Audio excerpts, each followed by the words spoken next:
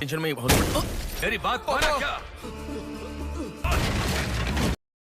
Welcome dear रॉकर्ड्स। आज हम देखने वाले हैं अश्वत्थामा। मूवी की शुरुआत में एक हॉस्पिटल को दिखाते हैं जहां पर गणेश उर्फ गना नाम के लड़के को दिखाया जाता है, जहां गना की मां के प्रेग्नेंट होने की वजह से उसके मामा उसको हॉस्पिटल में एडमिट कराते हैं। इसी बीच गना की मां एक बेटी को जन्म देती है जिसका नाम वो आगे चलकर प्रिया रखते हैं और गना अपनी बहन को देखकर काफी खुश भी होता है। इसके बाद सीन कई सालों के बाद शिफ्ट होता है और हम समुद्र के किनारे कई मछुआरों को देखते हैं जो मछलियां पकड़ रहे होते हैं। तभी वहाँ पर एक बूढ़ा आदमी कार में आता है और उन्हें एक लड़की की तस्वीर दिखाता है और उस लड़की को किडनैप करने के लिए कहता है, जिसके बदले वो उन्हें अच्छे खासे पैसे देने को भी तैयार है। फिर ये चारों भी उस बूढ़े आदमी की बात मान लेते हैं। अब अगले दिन ये चारों गुंडे उस लड़की पर नजर रखना शुरू कर देते हैं और जब एक दिन वो लड़की एक रास्ते से गुजर रही होती है तभी वो उसको बड़ी होशियारी से अपने जाल में फंसाकर बेहोश कर देते हैं और उसको किडनैप करके निकल जाते हैं। खैर, अब दूसरे सीन में हम प्रिया के घर को देखते हैं जहां प्रिया की सगाई का फंक्शन चल रहा है। तभी एयरपोर्ट से एंट्री होती है प्रिया के भाई गना की, जो विदेश से इंडिया आया है और ये काफी बड़ा और हैंडसम पर्सनैलिटी बन चुका है। अपने दोस्त के साथ घर पहुंचने के बाद वो सभी से मुलाकात करता है। इसी बीच प्रिया अपने भाई से नाराज भी हो जाती है क्योंकि गना उसकी सगाई पर लेट पहुंचा।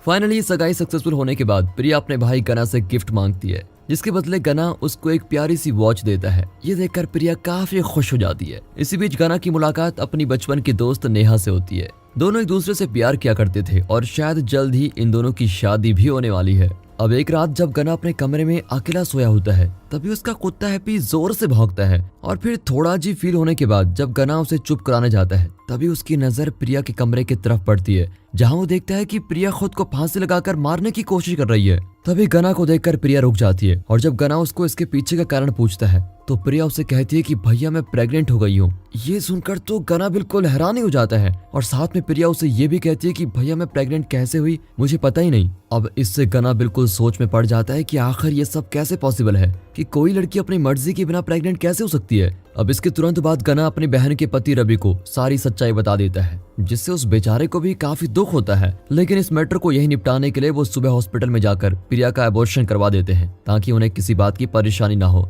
अबॉर्शन के बाद प्रिया काफी परेशान रहने लग जाती है। ये देखकर तो गना उसे सब भूल जाने के लिए कहता है और अपनी लाइफ में आगे बढ़ने की सलाह देता है। अपने भाई की बात मानने के बाद प्रिया की धूमधाम से शादी भी होती है, जिसमें खुशी खुशी गना और नेहा अपने परिवार के साथ खुशियां मनाते हैं और शादी को एंजॉय करते हैं। प्रिया फाइनली शादी होने के बाद अपने परिवार वालों से अलविदा कहती है, जिसका गना को काफी ज्यादा दुख भी होता है। लेकिन उसके मन में उसे एक ही सवाल सताया जा रहा है कि आखिर किसने उसकी बहन को प्रेग्नेंट किया होगा। पूछताछ के दरमियान गना को पता चलता है कि कॉलेज में कोई लड़का प्रिया को परेशान किया करता था। अब इसका पता लगाने के लिए वो अगले ही दिन उस बंदे के घर पर जाता है और उसे पूरी तरह पीट देता है। फिर प्रिया की फोटो दिखाकर उससे पूछताछ करने लग जाता है, जिसके जवाब में वो लड़का कहता है कि मैं तो बस प्रिया को फॉलो करता था, लेकिन जब उसने मुझे इग्नोर करना शुरू किया तो मैंने उसका पीछा छोड़ दिया था। अब इसके बाद गना प्रिया की एक सहेली से मिलता है जो उसे बताती है कि हमारे कॉलेज का सीनियर भी प्रिया को खूब परेशान किया करता था। यह सुनकर तो गना उसका पता ढूंढकर एक बार में जाता है और उसे कुत्ते की तरह पीटने लग जाता है, लेकिन वो लड़का भी कुछ खास नहीं बता पाता। और इसी तरह से गना हर उस लड़के को पीटता है जिसने कभी न कभी प्रिया का पीछा किया था या उसके साथ बदतमीजी की थी, क्योंकि गना अपनी बहन से बहुत ज्यादा प्यार करता है और वो उसकी इज्जत पर कोई आंच नहीं आने दे सकता। और अब जब उसके हाथों कोई सबूत नहीं लगता तो वो गुस्से में अपना हाथ आईने पर मार देता है, जिसकी वजह से उसको बहुत चोट भी आती है और ये उसकी माँ देख लेती है। उसी वक्त उसको हॉस्पिटल में ड्रेसिंग कराने के लिए लेके जाती है। अब वहां से निकलते वक्त नेहा उसे कॉल करती है और जैसे ही गना हॉस्पिटल के बाहर आता है तभी उसकी कार पर धड़ाम से एक लड़की भी गिरती है, जिस वजह से उसकी वहीं मौके पर मौत हो जाती है। और ये सीन देखकर तो गना बिल्कुल शॉक में चला जाता है। अब गना उस लड़की के हाथ में मौजूद चिट्ठी को पढ़ता है, जिसमें वो लड़की कहती है कि माँ और पापा मेरा बॉयफ्रेंड नहीं है, ना ही मैंने किसी के साथ नाजायज रिश्ता रखा, लेकिन फिर भी डॉक्टर ने मुझे प्रेग्नेंट डिक्लेयर कर दिया। ये सुनकर तो मैं खुद हैरान हूँ कि आखिर ये मेरे साथ कैसे हुआ। मैं इस बेइज्जती को सहन नहीं कर पाई और इसीलिए मैं आत्महत्या करने जा रही हूँ। अब ये पढ़कर गना काफी हक्का बक्का हो जाता है और उसे कहीं ना कहीं शक आता है कि उसकी बहन प्रिया के साथ भी कुछ ऐसा ही ना हुआ हो। खैर, अब हादसे में हुए कार के नुकसान के लिए इंश्योरेंस के लिए गना पुलिस स्टेशन जाता है और पुलिस से बात करता है, पर तभी वहाँ पर एक माँ और बाप अपनी बेटी की मिसिंग रिपोर्ट लिखवाने आ जाते हैं, जो देखकर तो पुलिस वाला उनकी बातों को सीरियसली लेता ही नहीं है। अब इस बात का गुस्सा आकर जब गना पुलिस से कहता है कि आपको इनकी मदद करनी चाहिए, तो पुलिस वाला गना को पास्ट में हुई सारी मिसिंग लड़कियों की रिपोर्ट दिखाता है और कहता है कि ये इनका रोज का काम है। अब पुलिस के वहां से जाने के बाद चुपके से गना सारी लड़कियों की डिटेल्स अपने फोन पर कैच कर लेता है। वहां से निकलने के बाद गना को रास्ते में वो 2 पेरेंट्स मिलते हैं जो पुलिस स्टेशन में अपनी बेटी की मिसिंग रिपोर्ट लिखवाने आए थे और अब उन्हें पता चल गया है कि उनकी बेटी ओमनी हॉस्पिटल में एडमिट है। अब गना उन्हें हॉस्पिटल में लेके जाता है जहां डॉक्टर उस लड़की के माँ बाप को बताते हैं कि आपकी बेटी को हाइपोग्लाइमिसिया हो गया था, जिस वजह से आपकी बेटी का शुगर लेवल काफी कम हो गया था, इसलिए शायद वो चक्कर आकर बेहोश हो गई थी। अब ये बात गना सुन लेता है और उसे शक होता है, जिसके बाद वो इसी केस में जुड़ी एक और लड़की को कॉल करके पूछता है और फिर वो लड़की भी उसको हाइपोग्लाइसीमिया सिम्टम्स से ही रिलेटेड बातें बताती है और साथ ही ये भी बताती है कि बेहोश होने के बाद उसने खुद को प्रेरणा हॉस्पिटल में पाया था। अब अगले दिन गना कीर्ति के माता पिता से मिलता है जो सुसाइड करके मर चुकी है। पूछताछ के दौरान उसके माता पिता बताते हैं कि कीर्ति को भी कुछ दिन पहले ओमिनी हॉस्पिटल में एडमिट किया गया था। ये सुनकर तो गना समझ जाता है कि किडनैप हुई सारी लड़कियों का ओमिनी हॉस्पिटल में कुछ न कुछ रिलेशन तो जरूर है। अब रात को अपनी माँ के साथ खाना खाते वक्त गना को याद आता है कि कुछ समय पहले प्रिया को भी बेहोशी के कारण हॉस्पिटल में एडमिट किया गया था, जिसका पूरा पता लगाने के लिए वो उन तमाम लड़कियों से पूछताछ करने लगता है जिनके साथ बेहोशी का हादसा हुआ था। जब उसे पता चलता है कि बेहोश होने वाली लड़कियों को इस सिटी के अलग अलग हॉस्पिटल में एडमिट किया गया था, तो ये सुनकर तो गना और भी इस केस को सीरियसली ले लेता है और इसकी डीप तक जाने की पूरी कोशिश करता है। अब अगले दिन गना की गर्लफ्रेंड नेहा और उसकी सहेली श्रुति मॉल में घूमने आते हैं, जहाँ टेडी बियर के गेटअप में आया एक इंसान उन्हें गुलाब का फूल देता है, जिसका कांटा श्रुति के हाथों में चुभ जाता है और थोड़ी देर बाद वो बेहोश हो जाती है। और इस वक्त हम उन चारों गुंडों को एक साथ देखते हैं, जिनमें से 2 ने टेडी बियर का गेटअप पहना हुआ था और 2 लोगों ने हॉस्पिटल के वार्ड बॉय का गेटअप पहना हुआ था। मतलब ये बात तो आपको पता चली गई होगी कि ये चारों लोग मिलकर ही लड़कियों को बेहोश करते हैं और हॉस्पिटल में एडमिट करके उनके साथ पता नहीं क्या करते हैं। अब श्रुति की बेहोश होने की खबर नेहा गना को बताती है, जिसके बाद गना तुरंत उसे हॉस्पिटल में पहुंचकर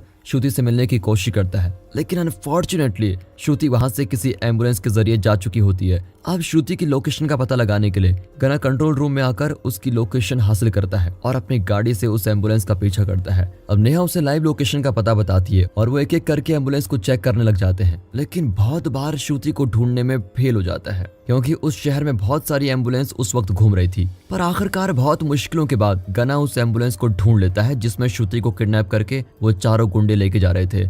अब यहाँ होता है इस मूवी का पहला खतरनाक फाइटिंग सीन, जहाँ उन चारों गुंडों को गना एक एक करके कुत्ते की तरह धोता है और उन गुंडों में से एक को दबोच के गना उसे अपनी बहन की फोटो दिखाकर पूछने लगता है, जिसके जवाब में वो गुंडा उसे कहता है कि हम यहाँ सिर्फ पैसों के लिए काम करते हैं, एक आदमी है जो हम सबसे करवा रहा है। और इससे पहले कि गना उनसे कुछ और बातें पूछता, तभी वो सारे भीड़ का फायदा उठाकर उसे चकमा देकर भाग जाते हैं। अगले सीन में हम इस कहानी का सबसे खतरनाक विलेन को देखते हैं, जिसका नाम है डॉक्टर मनोज कुमार, जो एक पोस्टमार्टम स्पेशलिस्ट है, जिसे वहाँ का एक वार्ड बॉय पोस्टमार्टम करने के लिए रिक्वेस्ट करता है, लेकिन वो उसे इग्नोर करते हुए जाने लग जाता है। लेकिन जब वार्ड बॉय उसे कहता है कि ये पोस्टमार्टम जज की बेटी का है, तो वो अचानक रुक जाता है और बड़े ही खतरनाक अंदाज से पोस्टमार्टम रूम में एंटर करता है और उस बॉडी का पोस्टमार्टम करने की वजह उस डेड बॉडी के साथ रेप करने लग जाता है। एक्चुअली ये डॉक्टर एक साइको पेशेंट है जिसके दिमाग पर पूरी तरह से हवस भर चुकी है, इसलिए अपनी हवस की भूख मिटाने के लिए ये इन जैसी बॉडीज को अपना शिकार बनाता है। अब अपनी गंदी करतूत के बाद वो गाड़ी में अपने बाप किशोर से हवस की बातें डिस्कस करता है, जिसके बाद उसका बाप भी उसे कुछ नहीं बोलता और वो दोनों वहां से निकल जाते हैं। यहाँ दूसरी तरफ डॉक्टर मनोज को उसके दादाजी फोन करके घर आने के लिए कहते हैं, क्योंकि उन्हें एक साजिश को अंजाम देना था। अब मनोज का दादा उन चारों गुंडों को लेकर मनोज के घर पहुंचता है, जहां उनके लिए दावत का इंतजाम किया गया है, जहां वो चारों मिलकर मनोज के साथ खाना खाने लग जाते हैं। और इसी बीच मनोज को शक होता है कि लोगों को इन चारों के बारे में पता चल चुका है और ये मेरे लिए खतरा बन सकते हैं, इसलिए मनोज खाते वक्त ही उन्हें एक एक करके बड़ी बेरहमी से मौत के घाट उतार देता है ताकि कोई उस तक पहुंच न सके। दोस्तों, यहाँ पर एक बात तो साफ हो चुकी है कि सबसे पहले डॉक्टर मनोज इन चारों से लड़कियों को किडनैप करवाता था, उसके साथ रेप करता था और फिर उन्हें हॉस्पिटल में छोड़ देता था।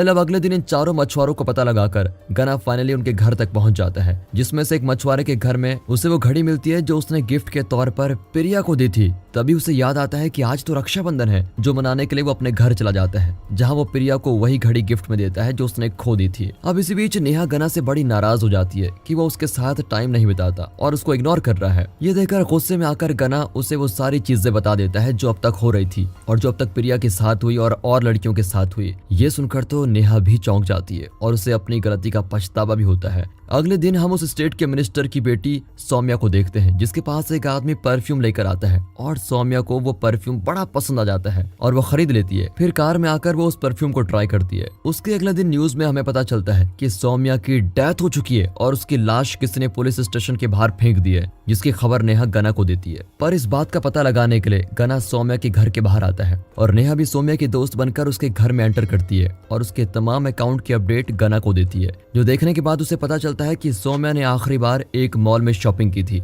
जहां जाने के बाद वहां के कंट्रोल रूम में जाकर वो सीसीटीवी चेक करता है और सौम्या को उस परफ्यूम खरीदने वाले लड़के के साथ देख लेता है। अब जब वो उस परफ्यूम बेचने वाले से पूछता है तो वो उसे बताता है कि एक बूढ़े अंकल ने मुझे ये परफ्यूम बेचने के लिए कहा था, जिसके बदले में उन्होंने मुझे पैसे भी दिए थे। अब अगले दिन हम मनोज और उसके बाप किशोर को बात करते हुए देखते हैं, जहां किशोर उससे कहता है कि तुमने मिनिस्टर की बेटी सौम्या का मर्डर करके उसे पुलिस स्टेशन के सामने नहीं फेंकना चाहिए था। अगर पुलिस को इस बात का पता चल गया तो वो तुम्हें कभी नहीं छोड़ेगी। तभी सीन पास्ट में शिफ्ट होता है और हम देखते हैं कि सौम्या उस परफ्यूम को लगाकर बेहोश हो गई थी, जिसके बाद डॉक्टर मनोज ने उसका रेप किया। बट थोड़ी देर बाद सौम्या को होश आ गया था और उसने डॉक्टर मनोज को देख भी लिया था। और सौम्या को होश इसलिए आया था क्योंकि उसने नशे में इस्तेमाल करने वाली ड्रग्स पहले से लिए हुए थे, जिस वजह से बेहोशी की दवा का उस पर कोई असर नहीं हुआ। और फिर पकड़े जाने के डर से मनोज ने सौम्या को सर पर वार करके मार डाला। अब सीन प्रेजेंट में शिफ्ट होता है, जहां पुलिस डॉक्टर मनोज के घर पर आती है और उसे सौम्या के पोस्टमार्टम के लिए बुलाती है, क्योंकि डॉक्टर मनोज उस सिटी का सबसे फेमस पोस्टमार्टम सर्जन होता है और बड़े बड़े लोगों की पोस्टमार्टम भी वही किया करता है। अब अगले दिन डॉक्टर मनोज मीडिया के सामने ढोंग करते हुए झूठ बोलता है कि सौम्या का मर्डर सिर पर डंडा लगने की वजह से हुआ है और मैं पुलिस से हाथ जोड़कर विनती करता हूं कि जल्द से जल्द इस साइको किलर को पकड़ा जाए। अब इस तरफ गना नेहा को अपनी रिसर्च के बारे में बताता है, जहां वो कहता है कि किडनैप हुई सारी लड़कियों में एक बात कॉमन है कि सबसे पहले इन लड़कियों को हाइपोग्लाइसीमिया का शिकार बनाया जाता है और उसके बाद इनका रेप करके हॉस्पिटल में छोड़ा जाता है और साथ में हाइपोग्लाइसिन नाम के ड्रग्स के बारे में भी बताता है, जो इस हादसे में यूज किया जा रहा था। अब अपनी अधूरी इन्वेस्टिगेशन को पूरा करने के लिए गना फिर से उसी मॉल में आता है जहां सौम्या को आखिरी बार देखा गया था। सीसीटीवी कैमरा चेक करने के बाद गना को वही बूढ़ा आदमी दिखाई देता है जिसने परफ्यूम वाली साजिश को अंजाम दिया था। अब उस बूढ़े आदमी की गाड़ी के नंबर से गना को पता चल जाता है कि ये गाड़ी किसी शिव शक्ति ट्रेवल्स कंपनी से रजिस्टर है, जिसकी मदद से वो उस एड्रेस पर पहुंच जाता है जहां उसकी मुलाकात डॉक्टर मनोज से होती है, जहां वो मनोज से पूछने लगता है कि पोस्टमार्टम के वक्त सौम्या की बॉडी में भी हाइपोग्लाइसीमिया के सिम्टम पाए गए थे कि नहीं। जिन बातों को अनदेखा करते हुए मनोज उसके लिए कॉफी बनाता है। गना की ये बातें सुनकर डॉक्टर मनोज को भी पूरा शक हो चुका था कि गना ही वही लड़का है जिसने उन चारों मछुआरों को पकड़ने की कोशिश की थी और अब ये मुझे भी पकड़ना चाहता है, इसीलिए वो उसकी कॉफी में जहर मिलाकर उसे मारने की साजिश करता है। लेकिन तभी इसी बीच गना को नेहा का कॉल आता है और वो कहती है कि किसी अनजान आदमी ने रास्ते में एक लाश को फेंक दिया है और फेंक कर भाग गया। ये सुनकर गना उसे उस आदमी का पीछा करने के लिए कहता है और खुद भी वहां से निकल जाता है। पकड़े जाने के डर से मनोज के दादाजी उसे फोन करते हैं और उसे बचने के लिए कहते हैं। ये सुनकर मनोज उसे एक सुनसान पोर्ट एरिया में आने के लिए कहता है। इसी बीच गना भी वहां पर पहुंच जाता है और जैसे ही वो उसके दादाजी को पकड़ता है, ऊपर से एक बड़ा सा कंटेनर आकर उस बूढ़े आदमी की गाड़ी पर गिर जाता है, जिससे वो नीचे दबकर मर जाता है। और तब हमें पता चलता है कि ये भी डॉक्टर मनोज की सोची समझी एक साजिश थी, मतलब उसने पकड़े जाने के डर से खुद के दादाजी को भी मार डाला। अब गना को वहां पर एक कार्ड मिलता है, जिसकी पूछताछ करने के बाद उसे पता चलता है कि जो आदमी इस कार में मारा गया उस कार का असली हकदार डॉक्टर मनोज है। इसीलिए गना चोरी छिपे डॉक्टर मनोज के घर पर आकर उसे ढूंढने लगता है। अब ढूंढते ढूंढते गना उस घर के बेसमेंट पर पहुंच जाता है, जहां डॉक्टर मनोज एक खास किस्म की केमिकल कंटेनर में बहुत सारी डेड बॉडीज को कैद करके रखा होता है, जिसमें वो 4 गुंडे भी मौजूद होते हैं। और तभी हम एक कंटेनर से मनोज के बाप किशोर की लाश को देखते हैं और यहाँ हमें पता चलता है कि जिसे हम मनोज के साथ देख रहे थे वो बस मनोज का वहम था। और इसी बीच मनोज भी अपने बाप के साथ वहां पर आ जाता है और अपने बाप के साथ भी अजीब हरकतें करने लग जाता है। तभी इसके पीछे का राज जानने के लिए हमें पास्ट का वो सीन दिखाया जाता है, जहां मनोज को देखते हैं जिसने अपने बचपन में उसी के घर में काम कर रही लड़की का रेप कर दिया था, जिसकी वजह से उसके बाप ने उसको डांटा था। पर इस बात से गुस्सा आकर उसने अपने बाप और उन माँ बेटी दोनों को मौत के घाट उतार दिया, जिसके बाद वो अपने दादाजी के साथ रहने लगा। अब डॉक्टर की इन सारी बातों से गुस्सा होकर गना उसे कुत्ते की तरह मारने लग जाता है और इन दोनों में एक जानलेवा जंग भी शुरू हो जाती है। आखिरकार गना उसे मौत के घाट उतार ही देता है और इस तरह से इस कहानी का विलन साइको किलर मनोज का खेल खत्म हो जाता है। थोड़ी देर बाद गना को उसके पापा की कॉल आती है, जो उसे कहते हैं कि कोई तुम्हारी बहन प्रिया को परेशान कर रहा है।